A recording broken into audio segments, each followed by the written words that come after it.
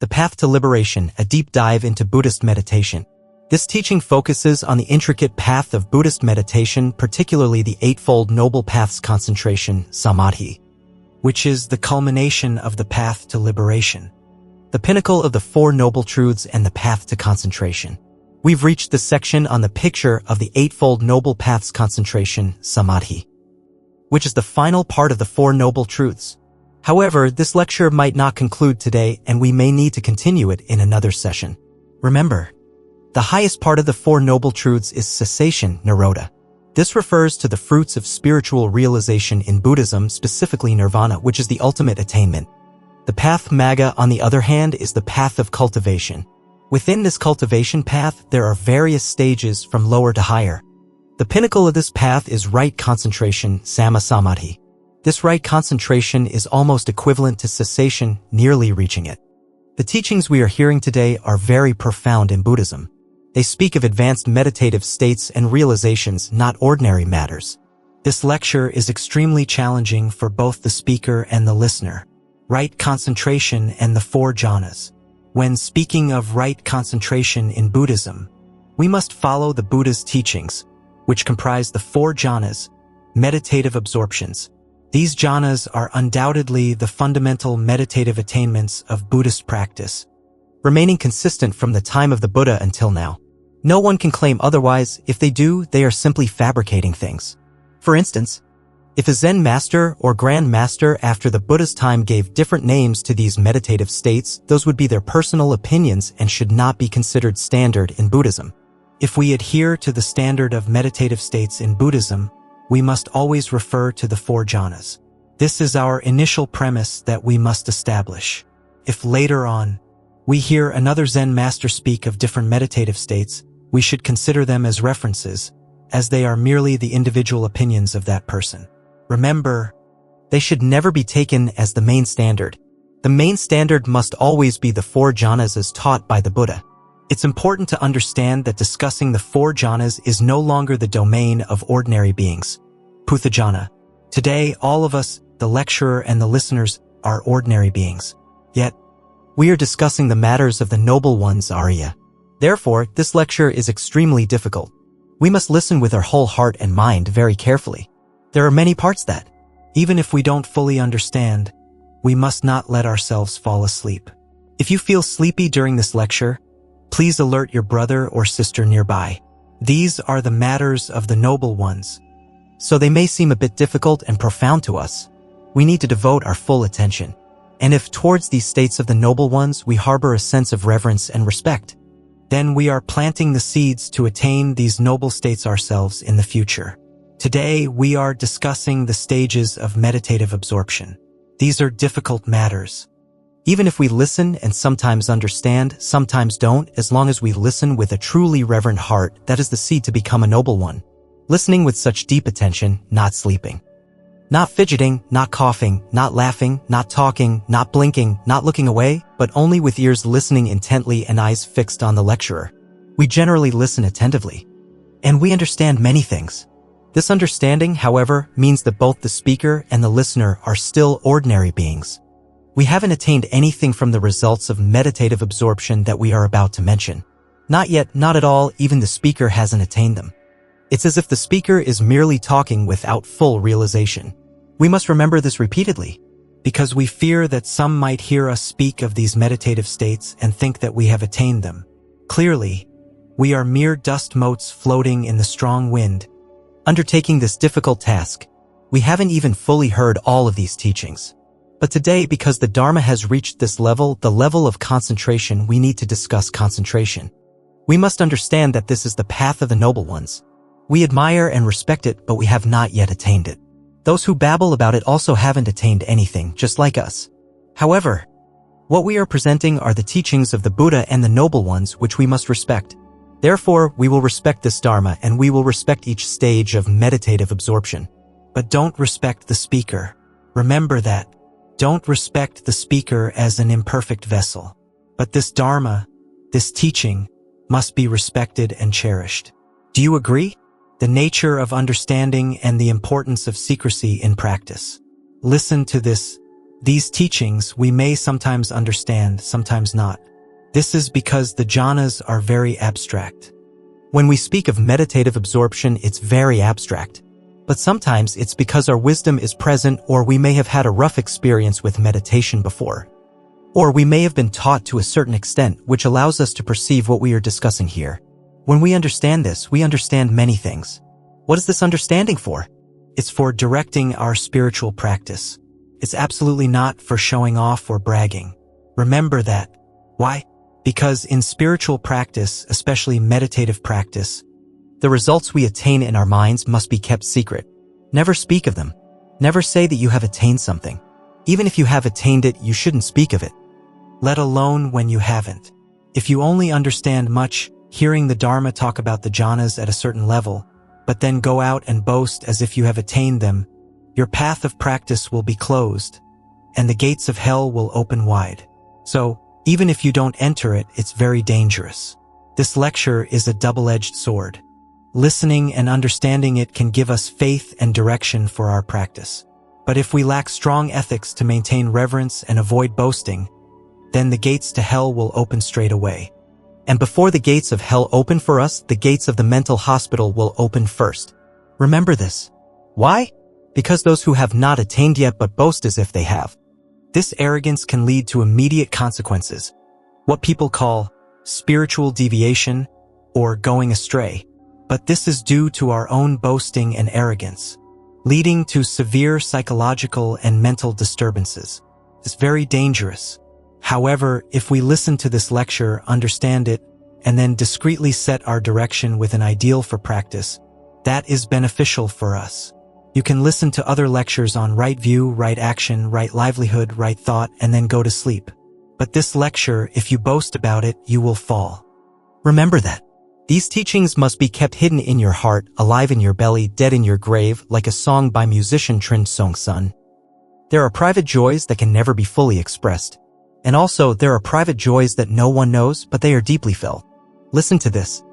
There are private joys hidden for a lifetime. Have you ever heard that before? There are private joys hidden for a lifetime. There are private joys like a breath. But why does the heart still dream? So, when we finish listening to this lecture, this is a private joy that we keep secret for life. For example, if one day you confide in a friend saying, "I have a private joy that I can never tell you," or if your spouse says, "I have a private joy that I can never tell you," no matter how much they try to probe, you should never reveal it. What is that? It is the understanding of right concentration. You have to keep it a secret. You shouldn't speak of it. Remember this. This is a very special kind of jhana, which must be kept secret and not spoken of. Guidance for the lecturer and the 5 breaths of mindfulness. I want to reiterate one more time for the lecturer sometimes. If the lecturer is fortunate enough to speak without truly understanding anything, that's even better. But if, by the Buddha's grace, the lecturer speaks clearly and understandably, then that person is merely a student of the Buddha's teachings, merely re-expressing them. That person has gained nothing. Remember that again. So, we have 2 points. If we are fortunate enough to understand, we must keep it secret. Secondly, if the person speaking to you is fortunate enough to make it understandable, that person is also just an imperfect vessel. Nothing more.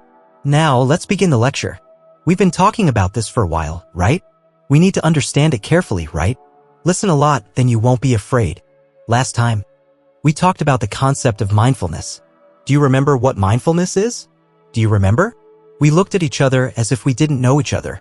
Today, we look at each other strangely, with unfamiliar eyes. Isn't that right? Only when you understand will you become a noble one. Remember, when you truly attain mindfulness, you reach a state of alertness without conceptual thinking. Mindfulness is a practice method, and within the practice, especially the jhanas, we can derive 5 breaths from the 4 foundations of mindfulness, satipatthana. The first breath is breathing in, I know I am breathing in, breathing out, I know I am breathing out. And you must not interfere, you must let it flow naturally. The second breath is breathing in, I know my whole body. Breathing out, I know my whole body. But you pay more attention to your lower abdomen, your solar plexus, and the palms of your hands.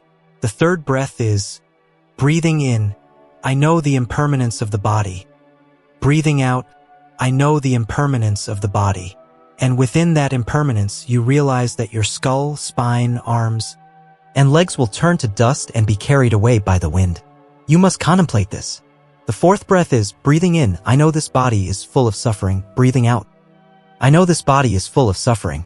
Suffering refers to pain, illness, and as you get older, the suffering increases. Remember that. The fifth and most important breath is breathing in. I know the mind is still active. Breathing out, I know the mind is still active. Remember those 5 breaths that we derive from the 4 foundations of mindfulness as a method of practicing mindfulness. There was a person who recently met us, out of breath, asking, "How do I deal with a restless mind?" We replied, "You don't have to deal with anything. Just practice those 5 breaths, and it will automatically resolve itself. You don't have to worry about the Buddha taking care of you. Just follow those 5 breaths. After a while, suddenly, distracting thoughts will decrease, and the state of mindfulness and clear comprehension will emerge." That's why people often combine the terms mindfulness and clear comprehension as a bright light in the mind. That is the result we attain from mindfulness and clear comprehension. When one attains mindfulness and clear comprehension, the mind becomes clear, bright, and alert. And all distracting thoughts suddenly become what? They become tiny, isolated, external, no longer dominating your mind. Before, when you hadn't attained mindfulness and clear comprehension, every thought that arose would grab the attention of your brain and chase after that thought, leading you astray and making you confused in your own ideas. For example, if you just had a thought about a flower, your attention would immediately follow that flower. Then that flower would lead you to a party, leading you to friends you've met there. Then those friends would lead you to ideas about rich and poor people or choosing this or that profession. It's as if thoughts drag you from one idea to another from the very beginning. But once you attain mindfulness and clear comprehension, when a thought about a flower arises, it's like a person throwing a handful of sand or leaves into the air. You can see clearly. You stand outside that handful of sand. You know that when you throw it up, it will fall down. It doesn't cling. The person who attains mindfulness and clear comprehension separates themselves from distracting thoughts, no longer being dragged from one idea to another. After a while, it automatically comes down. It will have similar and dissimilar qualities because when you throw something into the air, it will fall back down. You don't chase after that handful of sand and the sky becomes clear again. Overcoming mental obstacles, the 5 hindrances. When you haven't attained mindfulness and clear comprehension, when you throw that handful of sand into the air, it's like being dragged along by it. You will be tossed up with the handful of sand into the sky and fall back down. It's like being caught by someone. It's as if someone throwing a handful of sand also throws you along. This is when you haven't attained clear comprehension. But when you have clear comprehension, you throw the sand into the air, but it doesn't cling to you. You see the vast sky. Distracting thoughts arise and fall back down, and the mind becomes perfectly clear and bright. That is the state of mindfulness and clear comprehension. Now, we need to move on to right concentration. But first, anyone who attains that state of mindfulness and clear comprehension even then must continue to practice the 5th breath. The 5th breath doesn't disappear or become prolonged. It's just a small, subtle thought that always remains. I always know this mind is still active. Remember that phrase. Even if your mind seems perfectly clear and pure and distracting thoughts have ceased, you must still know that deep down, your mind is still very much active. This thought should never be abandoned. Even after one attains very high levels of realization, this thought must continue to exist and be maintained. Never abandon it. This principle, this dharma, is similar to what we often hear in the training verses. Please let me be alert, not arrogant or proud. No matter how far I progress in practice, I will still seek out my own flaws. Do we remember this verse? Remember and understand this. This is a passage from the chanting prayers.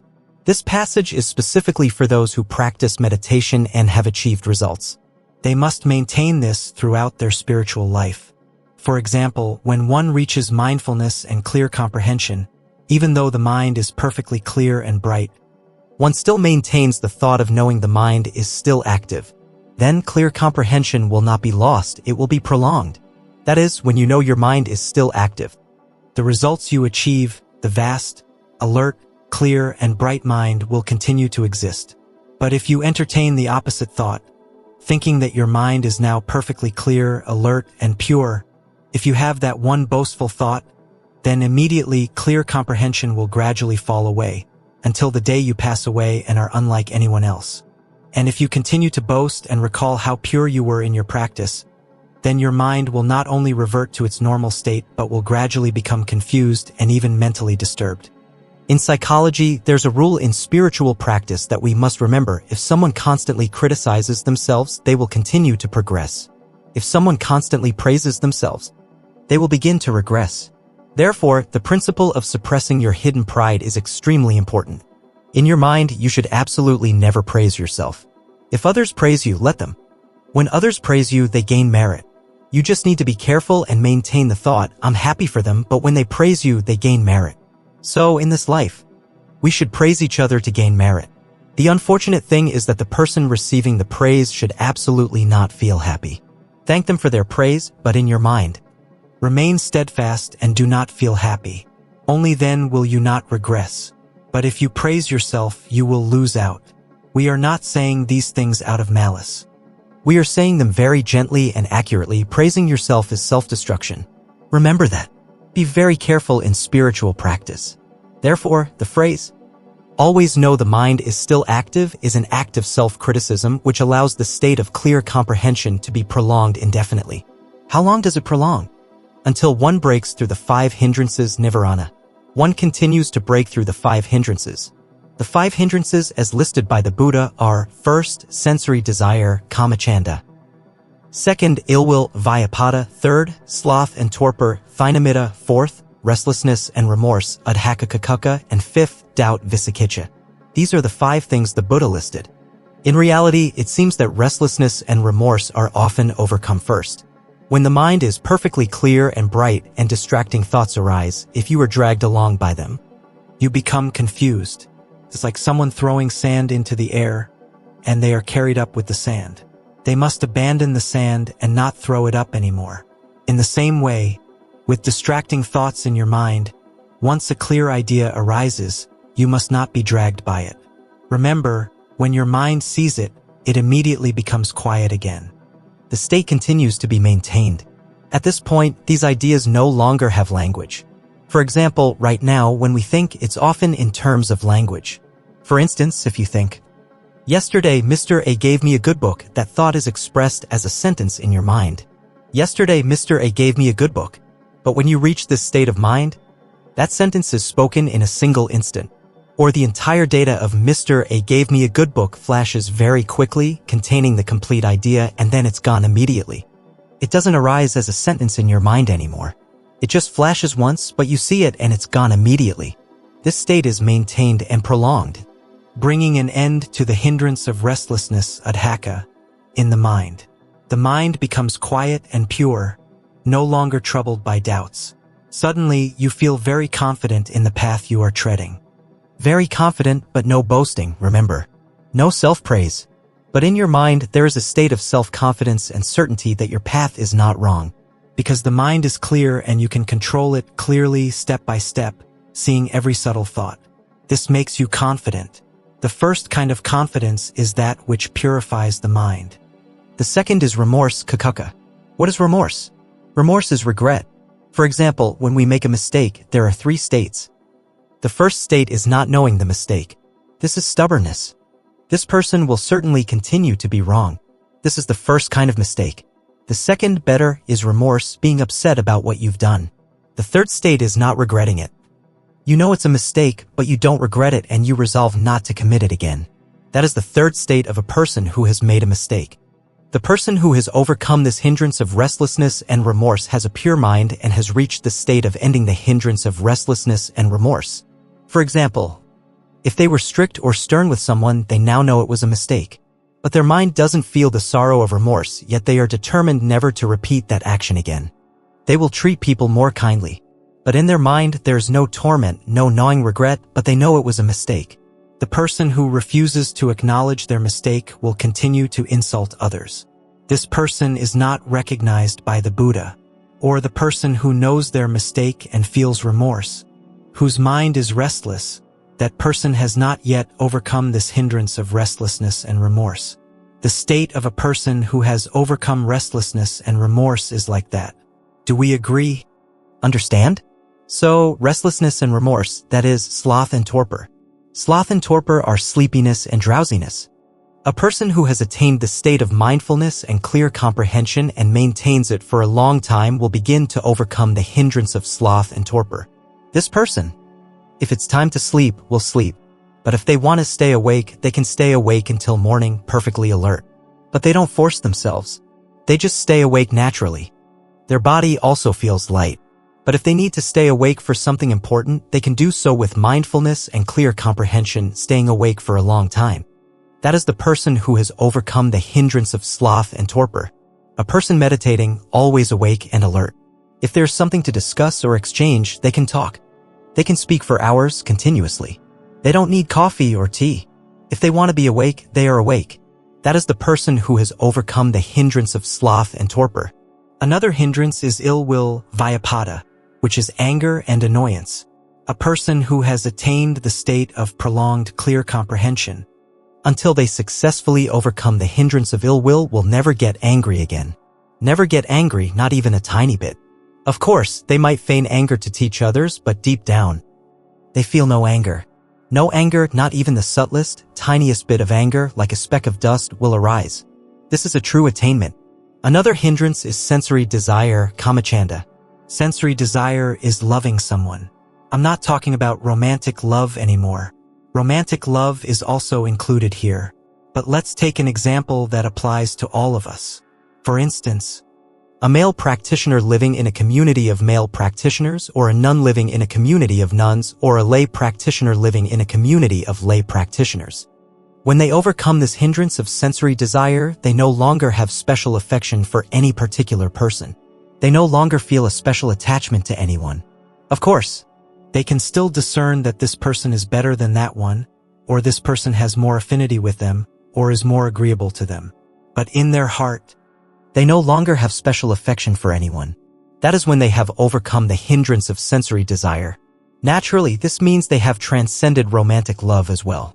For example, for lay practitioners living a married life, if they practice to this extent, their spouse becomes like a friend. There is no longer any special attachment or possessiveness. You have to practice to this level to succeed. Has anyone here reached this yet? Has anyone here reached this yet? Among these 5 hindrances, we see that in Zen. They often mention the phrase, 8 winds cannot move, bat feng shui bat dong. 8 winds cannot move means that the 8 worldly winds, gain and loss, honor and dishonor, praise and blame, pleasure and pain, cannot stir you. This is the state of liberation. Such people are considered to have practiced to a very high level.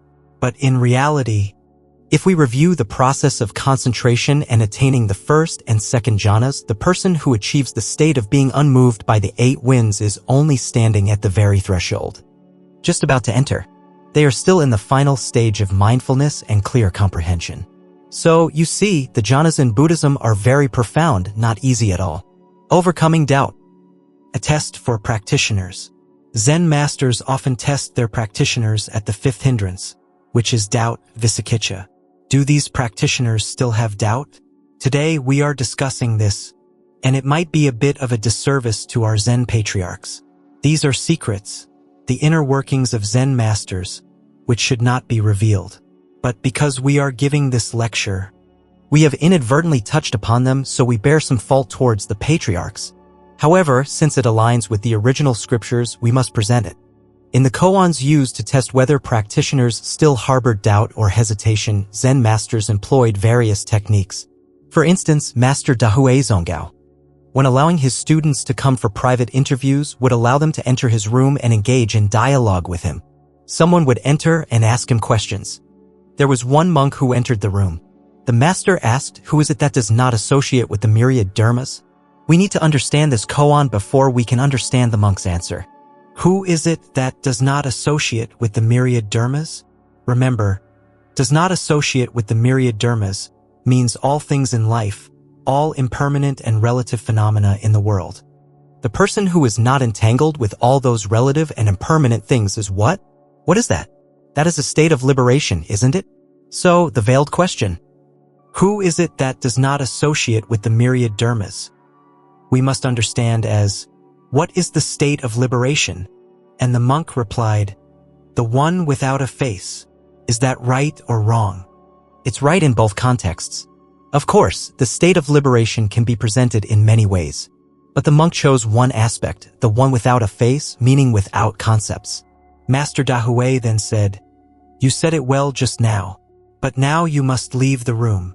When the monk left the room, he frowned, wondering where he had made a mistake. Just as he frowned in doubt, he was immediately struck and sent out of the room. The master then said, "You were still lying." He was lying in what sense? The master asked the monk, "Do you have courage?" And the monk said, "No, I don't." The master then said, "That person next to you just flinched. That's why you don't." And he got up and left. It was that hesitation, that doubt about where he had made a mistake, that indicated the continued existence of the hindrance of doubt in that person. So he was driven away. You have to overcome these 5 hindrances completely. Illustrations of overcoming the 5 hindrances. Or in a koan from several decades ago. I haven't had a chance to revisit it in a long time, so I don't remember the exact names of everyone. We encountered a story about 2 Zen masters. One day, a disciple of Master Fogwa, Buddha fruit, went to visit Master Fojin, Buddha sword. The disciple was very arrogant. He went to Master Fojin and said, "Master, I have comprehended the Dharma." The disciple of Master Fogwa, having attained a certain level of realization, came to Master Fojin. Master Fojin asked, "My dear friend, Master Fogwa has a profound and unique ultimate principle. Have you comprehended it?" The disciple replied, "I have comprehended it. It is like a dog barking." At that moment, Master Fojin immediately scolded him, "You dog." The disciple then asked, "Master, have you eaten yet that you are yelling like this?" Master Fojin said, "If you still have doubt, then continue to visit more Zen masters for guidance." After that, the disciple dared not move. He remained completely unperturbed.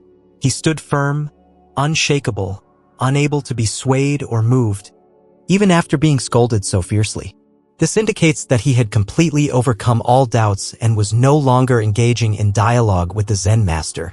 When we hear this, it sounds a bit aggressive and uncomfortable, like koans that make us feel uneasy. However, Zen masters use these to test whether their students still harbor hesitation or doubt. In this part, I must confess to the patriarchs, for a secret has been revealed.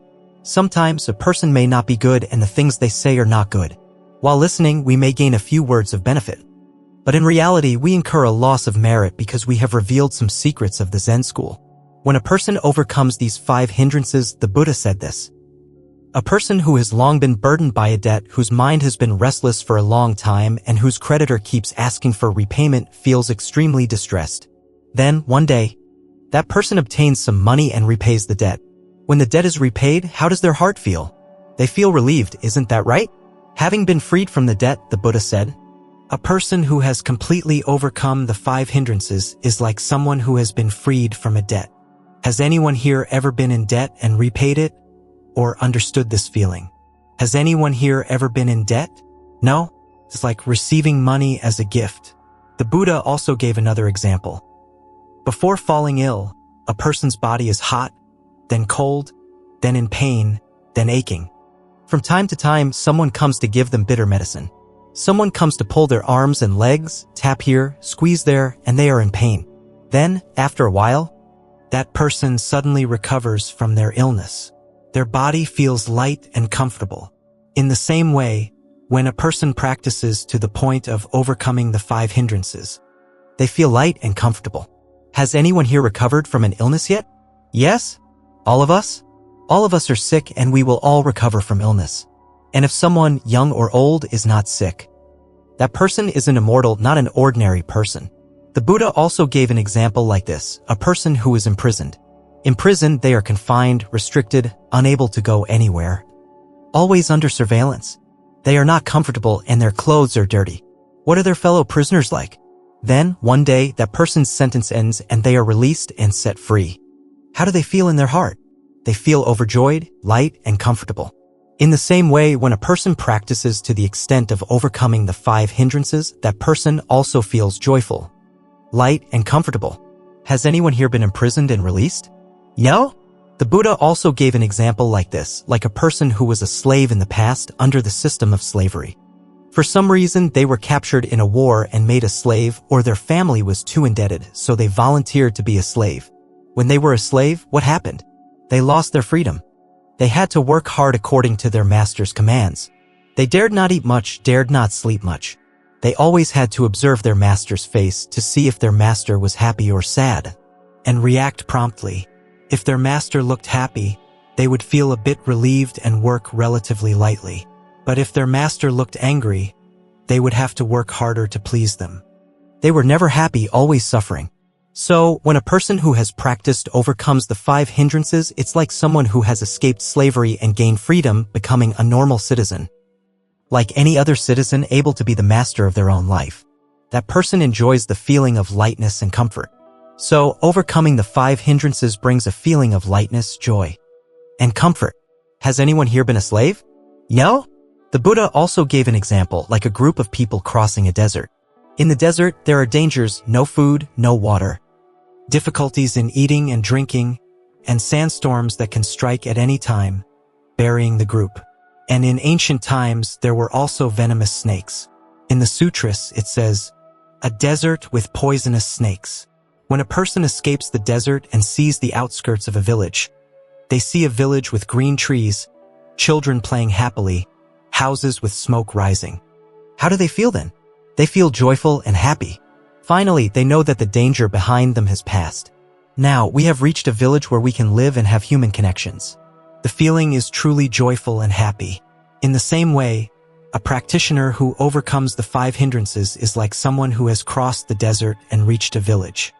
The Buddha praised those who practice and overcome the 5 hindrances because they begin to show signs of being a noble one. They begin to have the stature and qualities of a noble one in their life. And then they themselves find peace and happiness. And others looking at them also begin to have faith in the life of a noble one. The path to the First Jhana, beyond the 5 hindrances. And yet, they still haven't entered the First Jhana. If they haven't entered the First Jhana yet, then how terrifying is the First Jhana? It's frightening. But because of the time of the Buddha, whoever practiced to a certain level, the Buddha would inform them.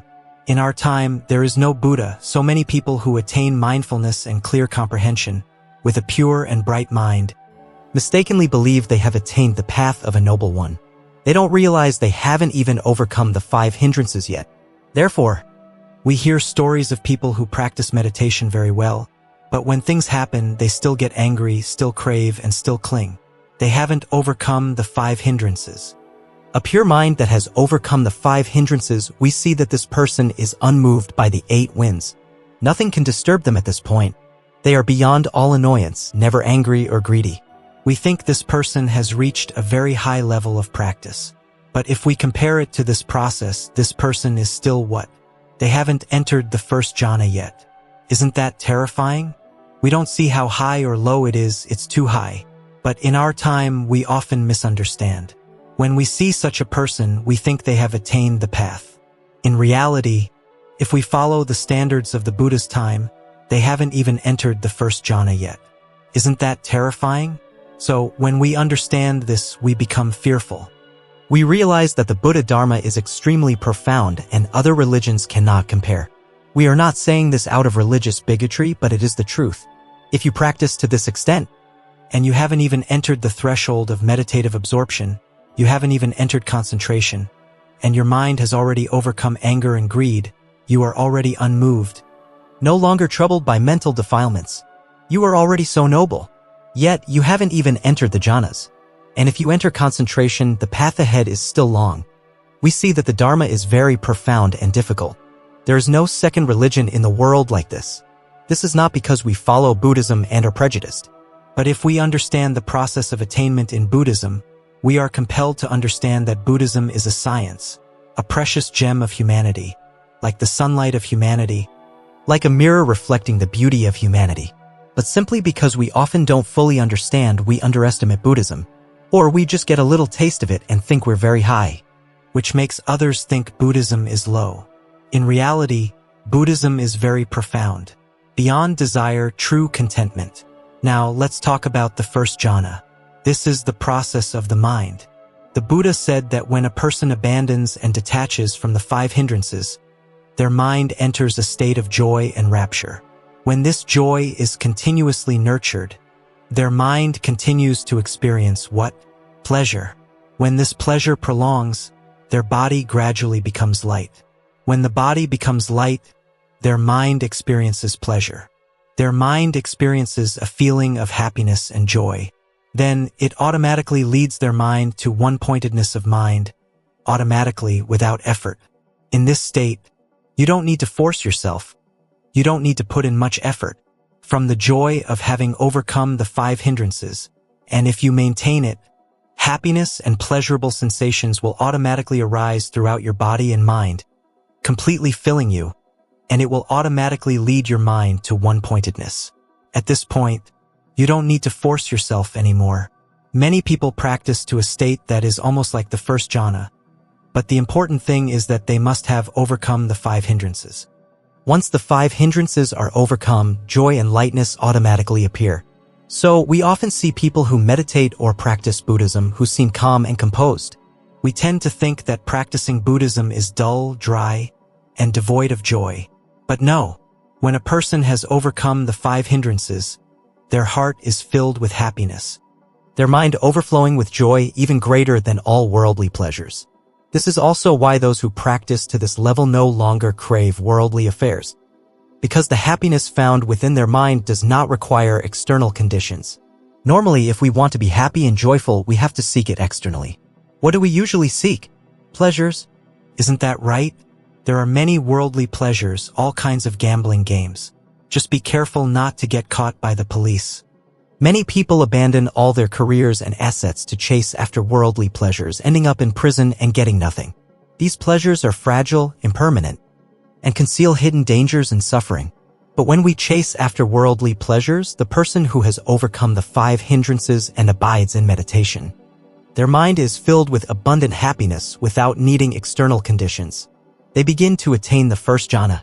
The Buddha's words, the bhikkhu, detached from desires, detached from unwholesome states, enters and abides in the first jhana, which is accompanied by rapture and pleasure born of detachment with initial application and sustained application. These words are so profound we cannot understand them without analysis. We have to dissect them together. For example, detached from unwholesome states, enters and abides in the first jhana.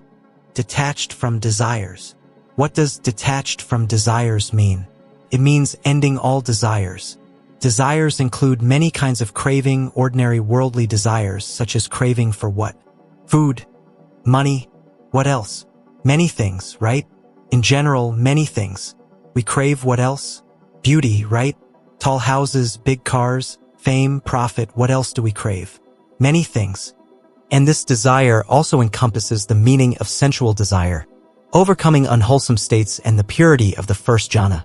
When one reaches the state where the five hindrances are overcome and happiness overflows, then that mind is detached from desire and detached from unwholesome states. But when we talk about being detached from desires, without craving, we tend to imagine something. We imagine something bleak. For example, when we hear that a monk practices and no longer has any desires, we imagine the monk living in a withered, desolate, lonely place carried by the wind. We imagine the person like that. We hear the phrase, no longer has any desires, and we feel that the person must be very solitary, not finding joy. But no. For example, in this case, it's like if we had a poor friend in the past. We parted ways for 5 years and didn't meet. When we meet again, we ask, how are you doing? How's your business? We don't ask, why did you avoid me before? Did you owe money? But after 5 years, we meet again. You were very poor, and then when you meet again, you are also surprised and happy to see them. They are now wearing decent clothes. How's your business doing? And they humbly reply, oh, I'm no longer poor. What does that mean? It means that they are no longer poor, they are rich. No longer poor is a very humble phrase, and in Buddhism, such phrases are often used. The Buddha often used such phrases. He would ask, how far have you attained? And the practitioner would reply, I am no longer ignorant, no longer defiled, I have gained nothing. These humble words, what do they mean? They mean that they know everything. It's like meeting a friend and asking, how are you doing? And they say, oh, I'm no longer poor. You feel sorry for them. They're still working hard and they're still poor. But you don't understand that no longer poor means they can buy whatever they want. So the words used in Buddhism are subtle and humble. If you don't understand, then no longer defiled means you are still defiled. No longer poor means you are still poor. You feel sorry for them. They're still poor, but they can buy anything, right? Therefore, the phrase detached from desire, meaning no longer having any desires, means that your inner self is what? Your inner self is what? Overwhelmed with happiness. So you no longer want anything external. We must understand it like that. We must understand it like that. Believe us, in Buddhist texts, these words are used very carefully. Reading sutras from ancient times, the Buddha used many humble words. Many people would say, oh, Buddhism is so sad, so empty, there's nothing left. They don't realize that practicing Buddhism means being free from ignorance, free from poverty, free from foolishness, free from evil. We use such bright words to describe it. When you practice Buddhism, do you say you gain anything? You don't gain anything either, right? So you must be free from evil, free from poverty, free from foolishness. We express it like that, and people understand it that way. And is it true? Yes, it is true to be free from evil, isn't it? Free from anger, free from greed, free from foolishness is true, isn't it? Therefore, the phrase detached from desire and abiding in the first jhana means that one no longer has any desires because what? Because they are completely full. Happiness is completely full in their mind. You must remember that. Therefore, when desire ceases, the body and mind are filled with joy. An immense inner joy, so profound that the practitioner no longer desires worldly things. We must understand this. This is happiness. It's not something we can imagine. You have to attain it to know. The Buddha's analogy for the first jhana. The moist paste, detached from unwholesome states, has two conditions to be considered as attaining the first jhana: detached from desire and detached from unwholesome states. What are unwholesome states? They are unskillful things in the mind. It means that this person has completely ended all unwholesome things in their mind. What does that mean? What does that mean? Remember, it means understanding the opposite meaning of humble words. But the meaning has a very positive scope. When there are no more unwholesome things in the mind, then that mind is what? What is it? It is extremely pure and extremely ethical. You must remember that. When we hear people say, oh, that person used to be bad, rude, evil. How's their practice now? Oh, now I am detached from unwholesome states. All unwholesome states are gone. Oh my, even unwholesome states are gone. How sad. They don't realize that unwholesome states are gone means that their mind is completely virtuous, extremely kind, never hating any living being, never angry, never selfish towards anyone, never envious of anyone. Their mind is extremely virtuous and extremely ethical. That is where one attains the first jhana. We see how terrifying the first jhana is. How terrifying. Therefore, we must remember this. The principle of concentration is that it must be entirely wholesome. Only a very wholesome mind can enter concentration. If our mind still has a slight moral flaw, then, excuse me, we cannot enter concentration. Remember that. Therefore, in cultivating Buddhism, the cultivation of ethics must be practiced continuously from the moment we enter Buddhism. Ethics must always be perfected. And the sign of having attained the first jhana is perfected ethics. Why perfected ethics? Because a person who attains the first jhana can distinguish right from wrong, good from evil, even in the smallest details, like a hair's breadth. They know it immediately. That is, a wrong thought, a wrong perception, a wrong idea, a wrong reasoning, even as tiny as a hair, that person immediately realizes it. So, that person's mind is terrifyingly pure. That person perceives truth at the very tip of a pencil. When a person has not attained it, they might understand a foot here, an inch there. But the person who attains the first jhana understands truth at the very tip of a pencil, right in the middle, without deviating to either side. And they themselves can control it. So, when people from outside come near them, they know it immediately. They know whether you are right or wrong. If we have a flaw, they know it immediately. If we have a flaw, they know it immediately. We may smile and laugh, but they know that our mind is too agitated by joy and we can't control our smile. For example, when we are sitting together, And someone who has attained the first jhana is present. If someone pulls out a bundle of money, they see our desire for that money. They look at us and they know what our mind is like. We immediately feel startled.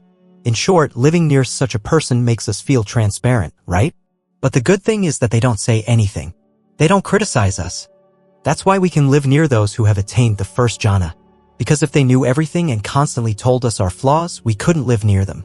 So, living near someone who has attained the first jhana is quite comfortable. Fortunately, these noble ones know our flaws, but they love us. Because they still love us, we feel comfortable. We gradually correct ourselves. Even when they look at us, we know we have made a mistake. But their loving gaze makes us feel comfortable. And we gradually correct ourselves without feeling uncomfortable. So, we should try to live near those who have attained the first jhana. Light a torch and seek them out. Remember this phrase. Detached from desire, detached from unwholesome states, enters and abides in the first jhana, which is accompanied by rapture and pleasure born of detachment, with initial application and sustained application. What is initial application and sustained application? These are subtle thoughts within the mind. At this point, only the Buddha could discern this. Why? Because the person who has attained the first jhana sees themselves as having no distracting thoughts, and their mind is perfectly clear, automatically. They don't need any distracting thoughts. Yet, they still know that in their mind, subtle thoughts still exist, even though they don't see any defiling thoughts in their mind. They only see the Dharma. That is, thoughts about the Dharma still exist in the mind and are deeply rooted. The person themselves, when looking at their mind, sees it as completely still, without distracting thoughts. But the Buddha knew that deep within, the person who has attained the first jhana still has subtle thoughts. He called it a state of rapture and pleasure born of detachment. This means that due to detachment from desires, there is a state of joy and happiness, but subtle thoughts still exist. If the Buddha hadn't pointed this out, we would think, that's it. I've attained it. But it's precisely because the Buddha warned us that subtle thoughts still remain, that we continue to practice. That is why we say, breathing in, I know the mind is still active, breathing out, I know the mind is still active. At this point, we should continue to use this. We should not abandon it. Why? Because subtle thoughts still exist. The Buddha's analogy for the first jhana, the moist paste. Regarding the rapture of one who has attained the first jhana, the Buddha gave an analogy. This analogy is like a secret, a riddle from the sutras. Only those who have understood it don't need further explanation. He gave this example. Like a person who performs bathing for others in ancient times. In ancient times, when royalty bathed, they had attendants to bathe them. The attendant would first pour water into the bathtub. The noble person would then sit in the bathtub. Today, we bathe with soap, don't we? Or we use shower gel or bath oil, which is quicker to apply. Just one scoop is enough for a bath, isn't it? When I say one scoop, I mean we pay for it so we can use one scoop. But in ancient times, the attendant would prepare a paste. What kind of paste? I don't know. Perhaps some secret formula that is lost today. They would mix some herbs and ingredients to create a soft, pliable paste that was not slippery. The principle of bathing was that the skilled attendant would gently knead and spread the paste evenly from inside out, leaving no dry spots. Otherwise, the master would scold them. That is, the paste had to be perfectly soft and evenly spread from inside out like a lump of paste with no oily residue or cleansing agent. The formula for this is now lost. Does anyone here make soap? No? Making soap is like taking wood ash, mixing it with water, and then kneading it to make round lumps. Haven't you seen that? In ancient times, they used soap like that, didn't they? The paste had to be even and soft. So we can imagine it like that. But the bath paste was larger, and it had to be thoroughly and evenly kneaded and soft, without any dry spots. And the Buddha compared the state of the first jhana to this. The Buddha said that the happiness of a person who attains the first jhana is like a lump of bath paste that has been thoroughly kneaded with water, evenly from inside out, with no dry spots. Do you understand? Who understands? You understand? Then you are smarter than me. Because to understand, you must have attained the state yourself. Only then will you understand why the Buddha used that analogy and no other. Because the state of mind then is like a moist, soft, pliable mass throughout the body.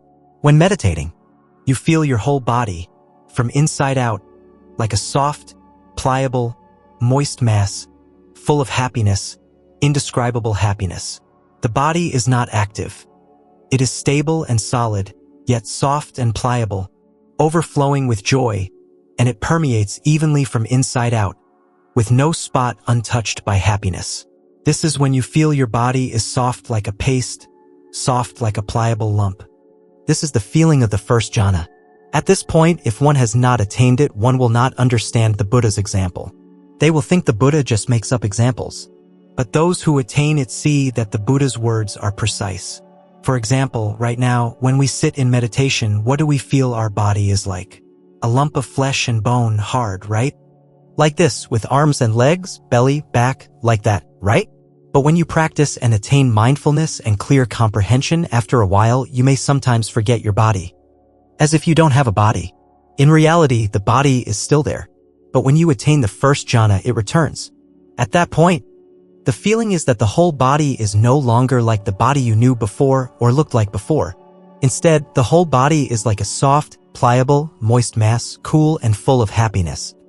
From inside out, without any happiness spilling out, not a single drop, like a lump of paste. You sit there, soft like that, but it doesn't leak. Normal paste, if you sit it down, it will sag. Won't it? It will sag and run everywhere. But the jhana is like that lump of paste, soft and pliable, yet it doesn't run or spread anywhere. This is the state. Who here has attained it? I reiterate, the lecturer has not attained anything either. The lecturer is just an imperfect vessel. Don't think the lecturer has attained it. Don't listen to the lecture and then think the lecturer has attained it. They haven't attained it. A person who attains the first jhana, their mind automatically becomes calm and still. They don't need to force themselves. They don't need to discipline themselves. But their mind automatically becomes one-pointed and concentrated. Subtle thoughts gradually disappear. Anger and sadness gradually disappear. And this is the happiness of heaven. Those who attain it live in a different world. They don't live in the world of ordinary people. They live with us normally. But they are enjoying the happiness of heaven. We are happy according to others, sad according to others. We suffer according to human life, or we are happy according to human pleasures. But those who attain the first jhana, they are still present here, but they are enjoying the happiness of heaven. It's not just this world. All the beings in heaven are like that. For example, if one day you know how to die and are reborn in a higher heaven, you will also feel happy all the time, just like the person who is still with others but has attained the first jhana. Remember that. Potential pitfalls, self-delusion and arrogance in jhana practice. However, it is still possible to regress. The first jhana is not a fixed state. Actually, when we attain mindfulness and clear comprehension with a clear and bright mind, we can still regress if we have wrong views. In jhana practice, it's the same. What are the wrong views of the first jhana? Remember, in the time of the Buddha, before the Buddha passed away, practitioners who attained the first jhana did not have wrong views. Why? Because the Buddha guided them clearly. Practitioners, you have come this far. The path ahead is still long. So, they never mistakenly thought they were high. But in our time, there is no Buddha. So, when one attains this and no one tells them otherwise, they might think they have attained a very high level, thinking they have attained the noble path, even claiming to be equal to the Buddha. Then they won't humble themselves. Why? Because when they attain the first jhana, they still haven't completely overcome ego. The person who doesn't humble themselves thinks, my mind is clear. I myself think I am liberated. I am happy. I have attained. They praise themselves. And sometimes, unfortunately, they criticize other practitioners, other people. If you listen to this lecture without paying close attention, you will miss out. I've already told you, you shouldn't sleep during this lecture. You shouldn't laugh. You shouldn't talk. You shouldn't cough. You shouldn't fidget. Just listen attentively with your ears and fix your eyes on the lecturer. So, sometimes, the wrong view arises from thinking that one has attained a high level, praising oneself, and sometimes criticizing others. Such arrogance will then lead to regression. The person is enjoying the happiness of heaven, but if their mind harbors such wrong views and arrogance, then truly it's like the happiness of hell. It's happiness, but it's happiness based on wrong views. And in our time, it's very easy to fall into this. In ancient times, no one fell into this. No one ever fell into this because the Buddha taught a very clear path, knowing that they were still low even though their minds were extremely happy. But they still knew they were low. But today, when we experience that happiness, we jump for joy and think we have attained it. It is precisely because of this wrong view that we experience spiritual deviation. This is a misfortune for all beings in this era when the Buddha has passed away. This is the pain of all of us today, not having the Buddha to warn us. You say, why do so many people lament the suffering of not being born in the time of the Buddha? We hear people say they were born in the time of the Buddha, but they still live as they are. Their parents raise them, they grow up, they go to school, they get a degree, they become a doctor. And they also encounter the Dharma, take refuge in the Triple Gem. So, what's the big deal about not being born in the time of the Buddha? What's so unfortunate about not being born in the time of the Buddha? But only those with deep practice and high wisdom know that not being born in the time of the Buddha is an immense misfortune. Because when you practice to this point, and there is no Buddha to teach you, you think you are high and you become arrogant and have wrong views. This causes immense suffering and you fall from a high place. When you fall from a high place, it hurts. It's like someone who is told to stand on a chair and shout, and then suddenly the chair collapses and they fall with a thud. But if someone stands on a rooftop and yells and falls, it's even more painful. The same applies here. From the state of attaining the first jhana, because of wrong views, one falls very tragically, even worse than an ordinary person. Maintaining humility for continued progress. Be careful. You must always remember the thought that your mind, deep down, is still active, still entangled, still clinging. Remember that, because the original words are, the bhikkhu, detached from desires and unwholesome states, enters and abides in the first jhana, which is accompanied by rapture and pleasure born of detachment with initial application and sustained application. And we analyze it further. When a person is not arrogant in the first jhana, knowing that they are still ignorant and clinging, then this person gradually abandons subtle thoughts about the Dharma and attains the initial and sustained application that the Buddha spoke of. They gradually become completely still. They reach a state of complete stillness. Is it dangerous? So, we always thought that a completely still mind meant enlightenment, didn't we? So, we have misunderstood everything, haven't we? It means that when we hear about someone who practices and whose mind achieves complete stillness, we usually think that their spiritual life is complete. But no, today when we hear the Buddha speak, that person has only attained the second jhana. You see how terrifying Buddhism is? The path of the Buddha is too profound, too sublime. No other religion can compare. So profound. Practicing to the point where even subtle thoughts no longer exist, achieving complete stillness and one-pointedness. Yet the Buddha informed us that this is only the second jhana. But in the Buddha's time, people practiced that way. Thanks to the Buddha's warnings, they knew. This is only the joy and rapture of the first jhana. But thanks to being detached from desires and unwholesome states, one attains rapture. And the pleasure of the second jhana comes from a mind that is calm and stable where subtle thoughts have ceased. The joy that overflows is more subtle, but it is greater. It is more subtle and greater. At this point, the practitioner truly lives in the world of the mind, no longer in the world of the body. They only see a world of the mind that is vast and completely clear and bright. In that clear and bright world of the mind, wisdom and happiness are present. Wisdom and happiness are present. When we say wisdom is present, it means that the person who has attained the second jhana has a mind that is perfectly still, vast, clear, and bright, and happiness is present. The joy and happiness are immense. The happiness of the first jhana, which they previously felt, was infinitely vast and boundless. Now, when they attain the second jhana, they realize that the rapture of the first jhana, which they thought was overflowing and immense, was actually agitated. The rapture of the second jhana, the happiness of the second jhana, is more pure, more tranquil.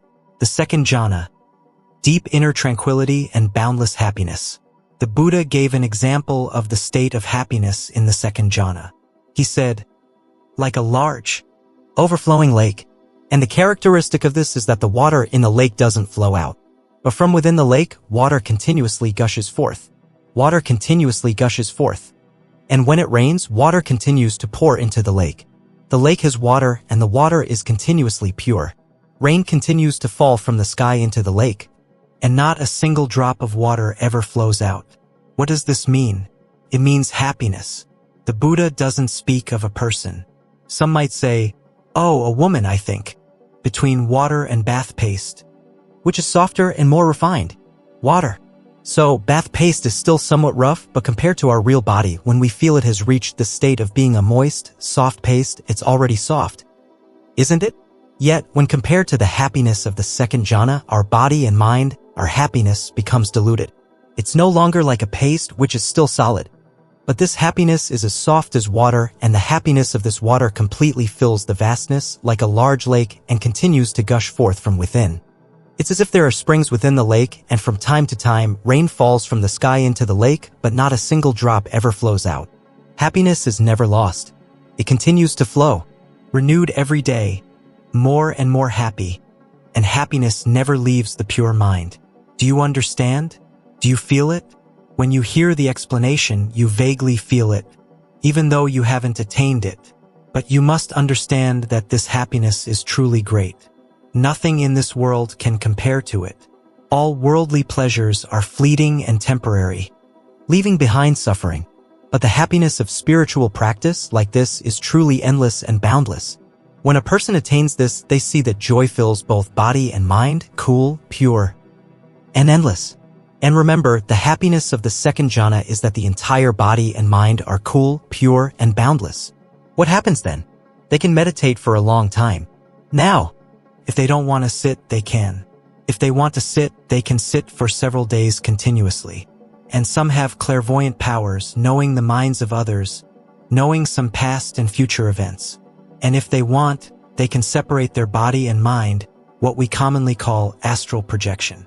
They can separate their physical body and mind. Their body remains seated there and their mind goes wherever it wants. This is when they have supernatural powers. But they should not use them. They should not use those supernatural powers. Because if they abuse them, it will hinder their concentration and increase their ego, and their spiritual progress will be impeded. Therefore, the Buddha did not allow us to develop supernatural powers at that point.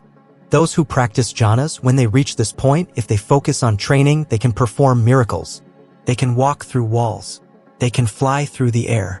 If they train at this level, they can attain such powers. But they are not allowed to use them. That is, they are not allowed to practice them extensively. They can practice for physical health, but not to the extent of being able to walk through walls or fly. The person who attains the second jhana can walk through walls. They can walk through a wall. They stand far away from the wall and they want to pass through it, and they pass through it. It's as if the wall becomes like water. That's a boast, someone saying it like that. But they are not allowed to use them. They are not allowed to exploit them. In China, because of continuous warfare, they had to develop martial arts for self-defense or to protect their country. So they developed jhana practice towards martial arts, and they have many different martial arts styles. But in Buddhism, the Buddha does not allow us to do that. The person who attains the second jhana can die peacefully. When their time to die comes, they usually know in advance. They may have a slight illness, but they know they are going to die and calmly close their eyes and pass away. There is no suffering or struggling like ordinary people. When we ordinary people face death, it is very difficult. Why? To end life, one must endure extreme pain and suffering to separate the body and mind, to separate the soul from the body. That is agony. There are some people who live a virtuous life, accumulated merit, and did not create bad karma. So sometimes they die peacefully in their sleep. They just have a dream and they pass away. It's a bit of a shock, but they just go. But for most of us, when we want to die, what happens? Our internal organs are damaged, our brain is damaged, our heart and blood vessels stop flowing. Our brain stops functioning. Then the body and mind separate. When blood no longer flows, it is extremely uncomfortable. They may not thrash their limbs, but internally they are in great pain. Internal organs are damaged, the brain is damaged, the circulatory, digestive, and respiratory systems, all internal functions stop working. Then that person dies. But the person who attains the second jhana, in that tranquility, they calmly abandon this body. However, even if they have supernatural powers, they should not use them. Because if they abuse them, it will hinder their concentration and increase their ego, and they can also fall prey to wrong views. And if someone, because they were not warned, has the wrong view that they have attained perfection, then in future lives they will regress. In this life, they will not regress. The good thing about a person who attains the second jhana is that in this life, they will not regress. Their concentration is very stable. So, until death, they will not lose that concentration. Even if they have wrong thoughts or misunderstandings, thinking in their mind that they have attained perfection. These misunderstandings are wrong views, but in this life, they will not fall back into ordinary existence. The concentration of the second jhana is too stable, but in other lives, they may die and be reborn in higher heavens. When they exhaust their merit in the higher heavens, because of the wrong views that arose in their mind, thinking they were perfect, they will have to be reborn back on earth. And when they are reborn, they lose their concentration entirely. They will become an ordinary person again. And they will have to practice laboriously like this to find their inner realization that they once had in a previous life. This is the struggle of someone with wrong views. But fortunately, because they attained the second jhana, they still have a chance to return. They still have some merit to automatically find the path, but it's a struggle. In the Buddhist time, many people who attained the second jhana did not have these wrong views. The Buddha warned them, so these practitioners did not have wrong views. Therefore, for example, when they died, they were reborn in higher heavens. In the higher heavens, they continued to practice and attain liberation. So, they did not fall back down into human life and have to restart their practice in hardship. Therefore, perhaps some of you sitting here today in a previous life attained the second jhana, but mistakenly thought you had attained the path and enjoyed the happiness of heaven excessively. And today you are struggling to find the path again. It's very difficult because of a mistake. Today, we pray that even though we were not born in the time of the Buddha, we pray for the Buddha's grace to help us realize that we are still low, still imperfect, still shallow. And no matter how far we progress in practice, we will still seek out our own flaws. May the Buddha's grace help us not to fall into these wrong views again. Has anyone here attained the second jhana? No? So remember not to fall into wrong views. Don't think you have attained enlightenment and perfection. No. And don't boast to anyone. That's why we always maintain the thought the mind is still active. And even though the mind is still, we still know that clinging and ignorance still exist. Then this person will not have wrong views and can continue to progress. Today we speak gently to each other, but this is a crucial point. This is extremely important. One day, who knows, some of us sitting here might attain the second jhana with a completely still mind and inner happiness. Remember this phrase we remind each other of today.